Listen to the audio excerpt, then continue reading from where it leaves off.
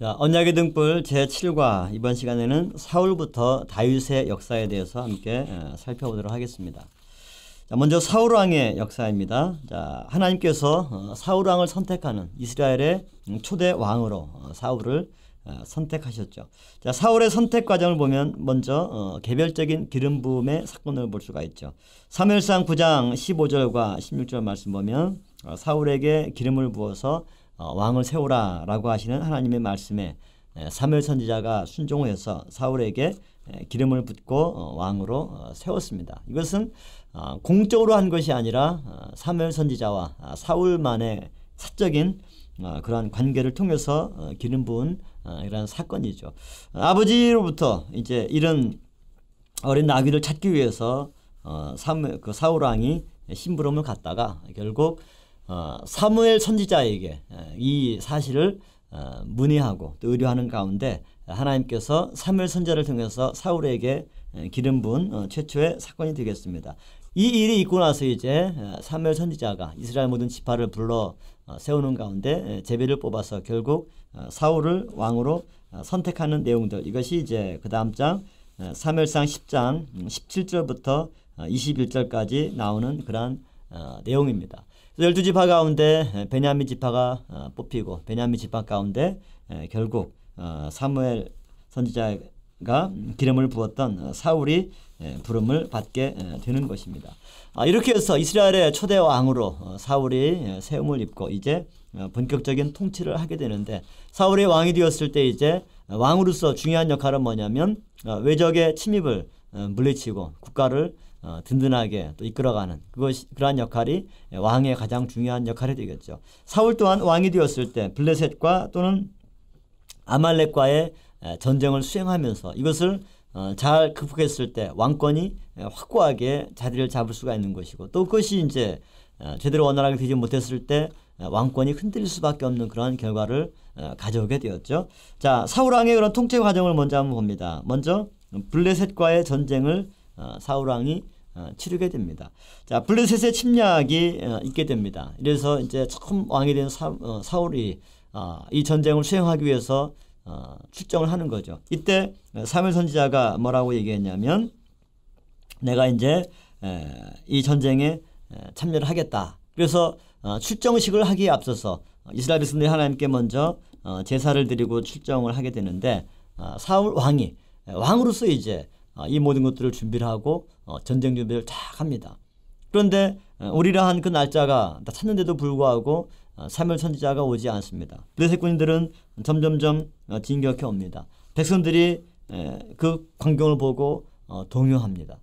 그 중간에 낀 사울 왕 또한 이 마음이 흔들리게 되고 말았던 거죠. 그래서 쳐들어오는 블레셋 군과 또 동요하는 백성들 사이에서 도저히 기다릴 수가 없어서 사울 왕이 자기 스스로 번제를 주관해서 드리게 됩니다. 이것은 선지자만이 할 수 있는 일임에도 불구하고 일종의 사울 왕이 월권을 한 것으로 우리가 설명을 할 수가 있겠죠. 그런데 사울 왕이 번제를 드리기를 필하자 사무엘 선지자가 나타나게 됩니다. 그러면서 이 일로 인해서 왕이 사무엘 선지자에게 책망을 받고, 사무엘상 13장 13절 14절 말씀 볼 때 이로 인해서 하나님께 버림을 받게 될 것을 경고를 받게 되는 거죠. 이것을 볼 때 처음 왕으로서 블레셋과의 이러한 전쟁을 잘 수행해서 왕권을 튼튼하게 해야 될 터인데, 첫 번째 단추부터 어떻게 보면 제대로 이렇게 꿰지 못한 그런 상황이 되고 말았던 거죠. 두 번째는 아말렉과의 전쟁입니다. 자, 하나님께서는 이제 사울 왕에게 아말렉을 진멸하라고 하는 중요한 명령을 내립니다. 이 진멸이라고 하는 말은 어떻게 보면 굉장히 잔인한 말이죠. 완전히 물리쳐라 정도가 아니라 아예 그냥 씨를 말릴 정도로 한 사람도 남겨두지 말고 완전히 그 민족 전체를 멸절시키라고 하는 하나님의 그러한 명령입니다. 하나님과 아말렉과의 이런 관계는 이미 이스라엘 백성들이 출애굽 때 하나님의 선민 이스라엘 백성을 제대로 대우하지 않고 공격했던 것을 하나님이 마음 가운데 품고 내가 이들을 반드시 진멸시키리라고 했던 하나님의 광야에서 그런 결심을 이제 이스라엘의 초대 왕인 사울을 통해서 이행하려고 했던 하나님의 계획을 엿볼 수가 있는 거죠. 이 하나님의 명령에 사울이 이제 이것을 시행하기 위해서 출장했는데 그래서 아말렉과의 전쟁에서 승리했습니다. 그러나 중요한 것은 아말렉에 대해서 승리했지만 그들을 진멸시키는 일에 사울 왕은 불순종하고 말았던 거죠.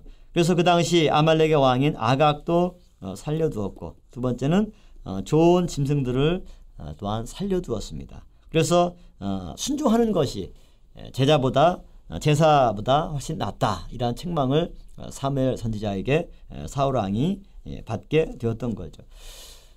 의기양양하게 사울 왕이 아말렉과의 전쟁에 승리했을 때 그러한 상태에 있었지만 사무엘 선지자가 뭐라고 얘기합니까?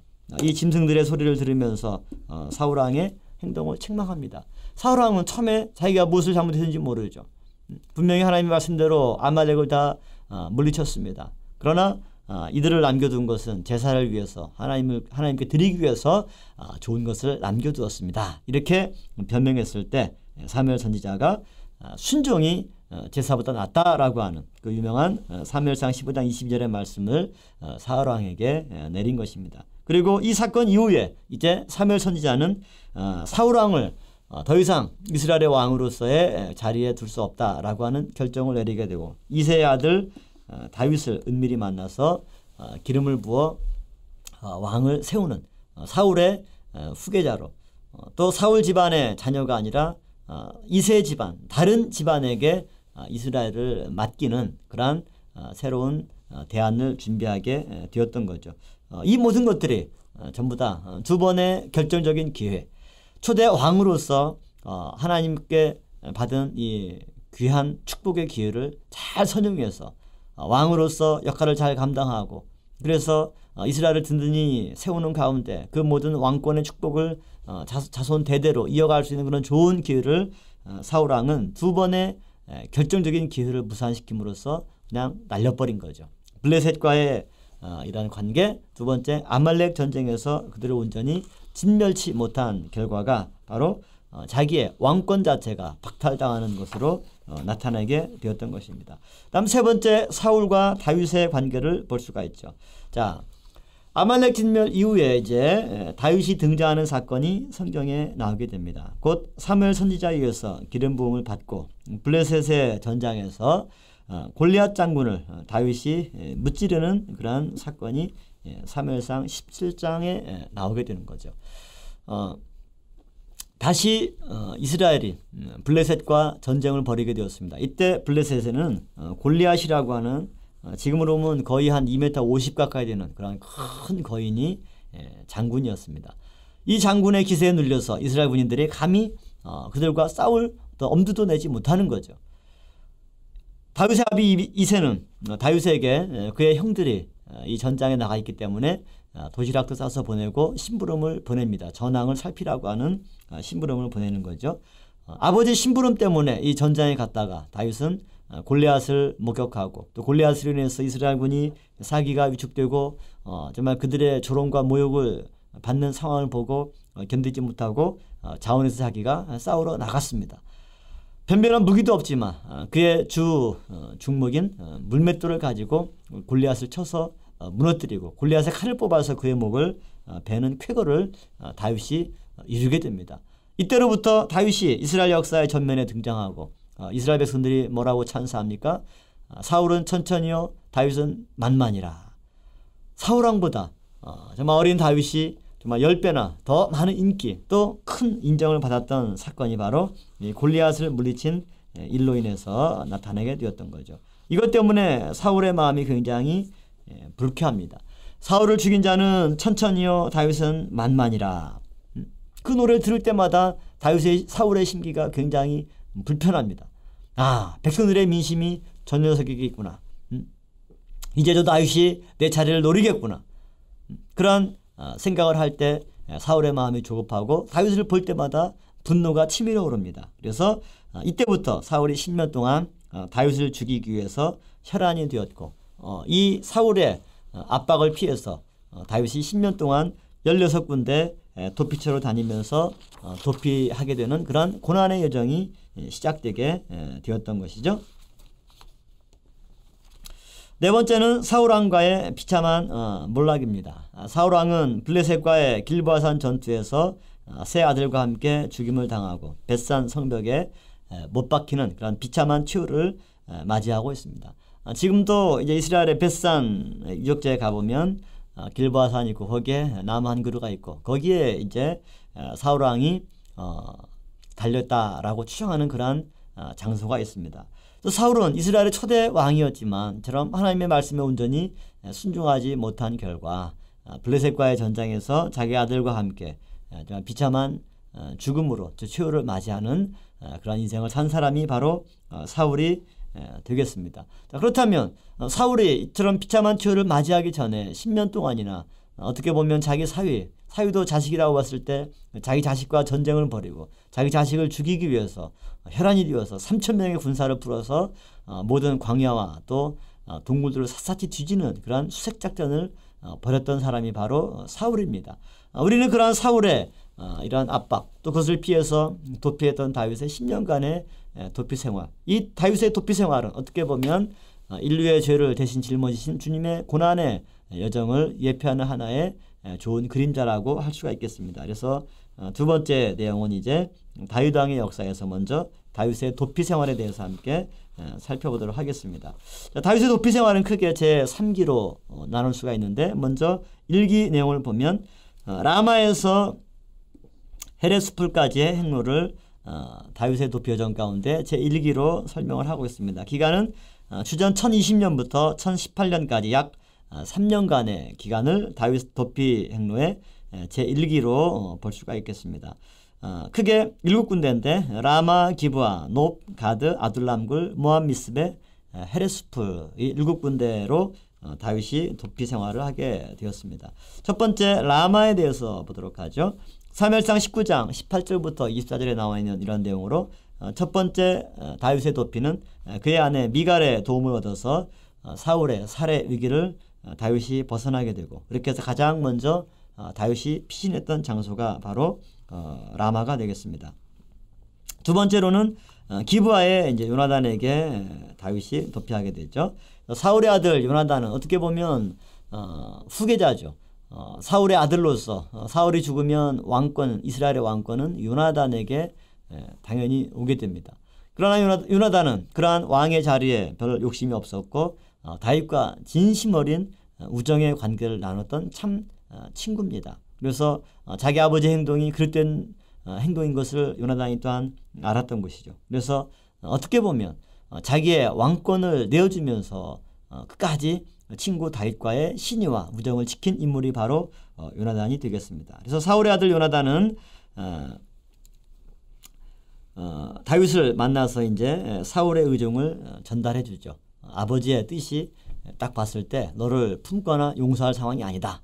그 사실을 알려주고 그래서 서로 상호 보호의 약속을 체결한 장소가 바로 기브아가 되겠습니다. 그래서 기브아에서 이제 요나단은 몸종 하나만 데리고 와서 활을 쏘는 것으로 신호를 보내어서 다윗에게 아버지의 그러한 심경을 전달하고 그래서 더 이상 궁중에 올 수 없는 상황, 그래서 도피할 것을 권하는 그런 상황. 그러면서 동시에 서로 상호 보호의 약속을 체결했고 이 약속대로 다윗은 요나단의 그 모든 후손들, 사울 집안의 후손들을 끝까지 책임졌던 신의를 다윗이 보여주고 있죠. 세 번째 장소가 노업 땅입니다. 자, 노업 땅에는 하나의 성소가 있었는데 이곳에 이제 다윗과 그의 소년 일행들이 먹을 것도 없이 배가 고픈 상태에서 도달하게 됩니다. 이곳에서 이제 아히멜렉을 만나서 이곳에서 먼저 떡을 먹게 되는데 이 떡은 하나님께 드렸던 진설병입니다. 드리고 남은 그 떡들을 다윗과 그 일행들이 이것을 먹어서 줄인 배를 채우게 되고 두 번째는 골리앗의 칼을 이 아히멜렉으로부터 높 땅에서 얻게 되었던 거죠. 이때 이 광경을 누가 목격했냐면 사울의 목자장인 도액이 목격을 하고 후에 사울에게 이 사실을 밀고함으로써 아히멜렉과 그 아비 온 집 제사장들 85명과 노베 남녀 어린아이와 짐승까지 죽임을 당하는 끔찍한 학살이 바로 도액의 고발로 이루어지게 된 장소가 바로 높 땅이 되겠습니다. 그다음 네 번째는 가드가 되겠죠. 이 가드는 블레셋의 5 성읍 중에 하나가 바로 가드입니다. 그리고 골리앗의 고향입니다. 생각해 보세요. 다윗이 어떻게 해서 이스라엘의 주목을 받게 되었느냐? 바로 블레셋의 장수인 골리앗을 무찌름으로써 다윗이 이스라엘 역사의 전면에 등장하게 되었습니다. 그런 다윗에 대한 소문은 이스라엘뿐만 아니라 당연히 블레셋 지방에도 퍼졌겠죠. 왜? 그들의 장수 골리앗을 죽인 인물이기 때문에. 그런데 다윗이 어디로 도피했습니까? 바로 골리앗의 고향인 골리앗과 그 고향 사람들 입장에서 보면은 다윗이 철천지 원수죠. 그가 가드 땅으로 가서 망명 생활을 하게 되었다라고 하는 거죠. 얼마나 정치적으로 봤을 때 아이러니고 또 그곳에서 다윗이 그야말로 미친 척하면서 그들의 보호를 받게 되는 그런 상황들 얼마나 비참한 상황인가 충분히 우리가 생각할 수가 있겠죠. 5번째로 아둘람굴입니다. 아둘람굴은 피난처, 은신처 그런 뜻이죠. 사무엘상 22장에 나와 있는 이런 내용들이 되겠죠. 다윗이 이곳 아둘람굴로 도망을 쳤을 때 그 소문을 듣고 환난당한 자와 빚진 자, 마음이 원통한 자 400명이 다윗에게 모여든 장소가 바로 아둘람굴입니다. 한번 생각해 보세요. 다윗은 지금 도망자의 신세입니다. 사울의 칼날을 피해서 도망 다닐 때 이 상황은 사람이 많게 되면 눈에 띄고 또 움직임이 둔해지기 때문에 잡히기 쉽습니다. 그렇기 때문에 도망 다닐 때는 최대한 숫자를 줄이고 또 흩어져서 신속하게 움직여야만 됩니다. 그런데 400명이나 되는 무리들이 다윗에게 왔어요. 웬만한 사람 같으면 뭐라고 얘기하겠습니까? 지금 내 코가 석자인데 어떻게 내가 당신들을 돌볼 수가 있겠습니까? 지금은 내가 사울을 피해서 도망 다니는 신세이니까 나중에 오십시오. 아마 이렇게 권했을 것입니다. 그런데 다윗은 놀랍게도 자기 신세 자체가 너무나 어려운 상황임에도 불구하고 자기보다 더 어려운 사람들, 환난당한 자, 빚진 자, 마음이 원통한 자 얼마나 이들이 고통 가운데 절망 가운데 있는 사람들입니까? 이들이 왜 아둘람굴에 있는 다윗에게로 왔겠습니까? 다윗이 도망 다니는 것을 충분히 알지만 그러나 이들은 자기들의 원한을 풀어주고 자기들을 위로해 줄 수 있는 사람은 오로지 다윗밖에 없다는 사실을 알았기 때문에 피해 있는 다윗에게 찾아와서 그들을 거두어 줄 것을 다윗에게 호소했고 또 그 마음을 받아준 인물이 바로 다윗입니다. 6번째 모압의 미스베. 자, 모압 땅은 다윗의 조상 중에 모압 출신 할머니 룻이 있죠. 보아스와 결혼했던 룻이 고향이 모압입니다. 그러니까 이 다윗의 외가 쪽에 한 인물이 바로 모압의 인물이 있었던 것이죠. 그래서 이것을 근거로 해서 모압 왕에게 부모를 맡겼던 것이 바로 모압 미스베입니다. 7번째로 헤레스풀.